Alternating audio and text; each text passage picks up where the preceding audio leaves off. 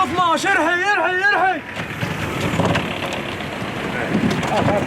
120 دينار جزائرية هو متوسط سعر الكيلوغرام الواحد من الليمون في الأسواق هذه الأيام. أسعار لم يشهدها المواطن منذ سنوات، بعد أن كانت تتراوح بين 300 و 600 دينار جزائرية للكيلوغرام الواحد.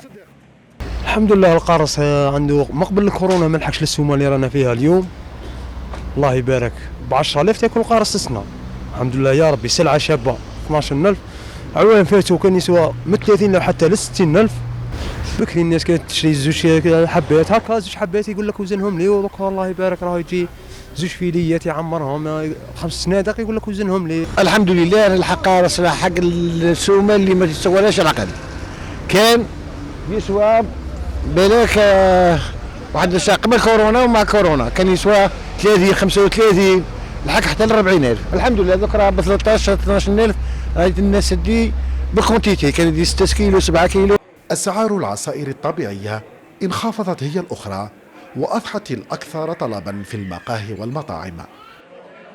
بيان سور كي طيح القرص طيحت شينا حنا نقصوا البريف تاع الجي. تاع الجي اللي كان يدير 20000 نبيعوا به ب 5000 واللي كان يدير 5000 نبيعوا به فيه ب 10000.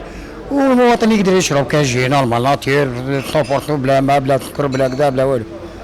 قد ما راه يهبط قد ما تينا نهبطوا في السومه. هنا في القهوه حاجه جي نيسيسير بارابول اللي كان غالي عند الخضار ولا كان يدير 40000 عندنا 40000 50000 بارابول دوكا. دوكا الناس تقدر تشري 10000 15000 20000. الناس هاي دوموندي عليه بدا يمشي، بدا الناس قاعد تشربوا قاعد تحوس عليه مش كيما كان واحد الوقت كان شغل يقعد. يرى البعض أن أسعار الليمون هذه الأيام بلغت أرقاما لم يكن للمواطن البسيط أن يتخيلها منذ سنوات، ويرى البعض الآخر أنها أسعار عادية خاصة وأننا في موسم الجني.